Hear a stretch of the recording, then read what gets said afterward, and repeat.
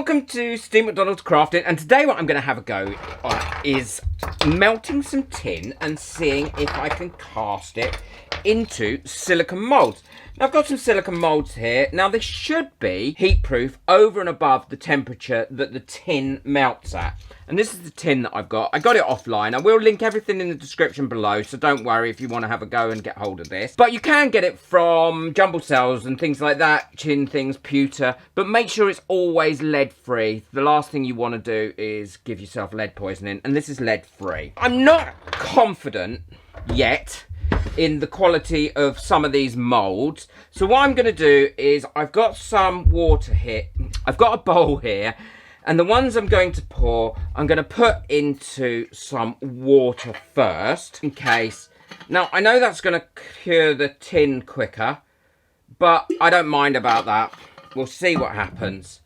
I'm going to avoid getting any in the tin, but hopefully what that'll do is that'll keep that from getting too hot straight away. First one I'm going to have a go at is this fish and the skull mould, which is those two there.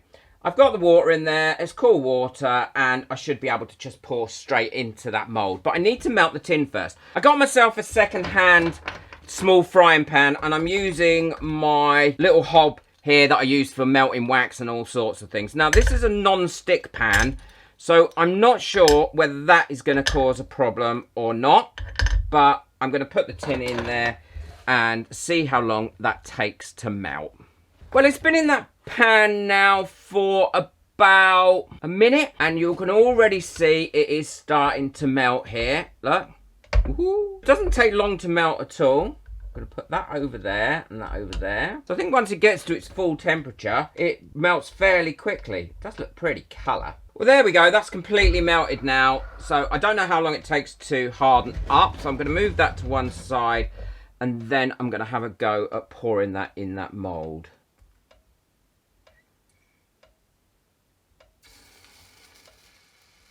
Some went in the water, but I don't mind about that.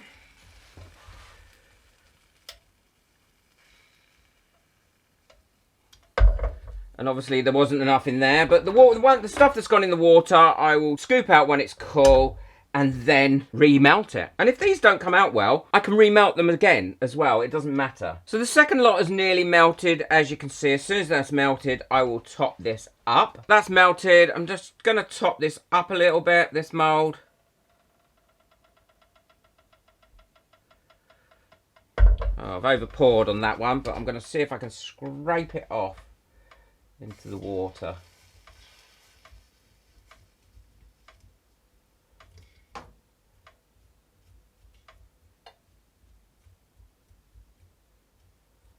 We'll see how that comes out. It doesn't seem to have affected those moulds at all. So I'm going to have a go with a couple of other little moulds as well. I'm going to do the dog and the cat and a couple of flowers. So I'll move that to one side to start with. I can take that out now as it's not too hot. Be careful though, because this obviously does get quite hot. And put my little cat and dog mould in there. Put my tin in there to melt. Well, that's nice and hot now. That's all melted. So let's pour some in these dogs and cats.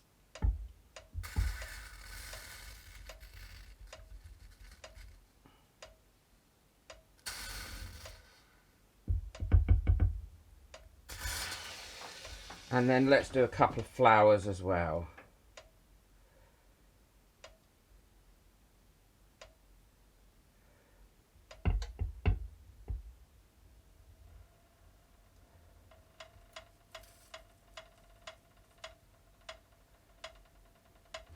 That looks like I've done all of it. I'm just going to push some of this tin in and around these bits. I know there's experts out there that are probably thinking, oh my God, what is he doing? So there we go. I'm going to leave those two now go solid. Once they've gone solid, I'll show you what they look like when I take them out the moulds. I love playing at new things. Well, these have all cooled down now, and I'm really quite excited about seeing what they're going to come out like. First flower, well, that's come out quite pretty. have a look at the other flower. Oh yeah, that's come out quite nice. I did have a bit there, so I've gone and got my little tin snips, and so I can trim that up. But I think that's pretty too. And I'm keeping all my bits in here because I will definitely be doing this again. Oh no, I don't like that. That had a big bubble in it, look. So that can go back in the remelting pot. So look at this flower. Oh, that's quite nice. A couple of sharp bits on it there though. So I'll take those off here with these. Oh, and that has come out pretty, look. Oh, I think that's really pretty. They're the kind of flowery ones. The cat and the dog, I'm not sure her. Oh. I love the dog. I love the fact that it's got bubbles in it. It may have had a bit of water in it or something. But actually, I quite like that texture in it. Let's have a look at the cat. I did overpour the cat. I knew I had. So I'm going to nip those bits off and use them again. You know me, never want to waste anything. Oh, I broke his tail off. So the cat isn't... He's going to go... Poor cat's going to get remelted down. I'm sure I will get better at this as I get more experience. So this is the skull. Oh, that has come out awesome. Let's just cut those bits out. I need a little kind of metal jug that I can use to do this with. So I've got more of a lip. Look how that has come out. That has come out really well. I think the tin makes such a great complement to that. Oh yeah, I really like that. And I'm not normally one for bones and things, but I think that has come out really well. Let's put him there, or her. And then the other one is the fish. Oh look, I did get a big bubble in the fish. And a bit of overpouring on that as well. So I think that will need to have another go at it. I'm definitely going to be scouring the second-hand shops now for stuff that I can melt down. Because actually buying tin on the internet, I thought was a bit expensive when you might be able to get it for next to nothing in the second-hand shop. And if I do, I'll show you what I'm going to do with it. Actually, the goldfish hasn't come out too bad. He's a bit bottly, but I don't think he's too bad. I don't think he's too bad. There we go. And the moulds held up perfectly, so they were all suitable because they are designed for temperatures over and above the temperatures that I used to melt this tin with. So it's absolutely fine.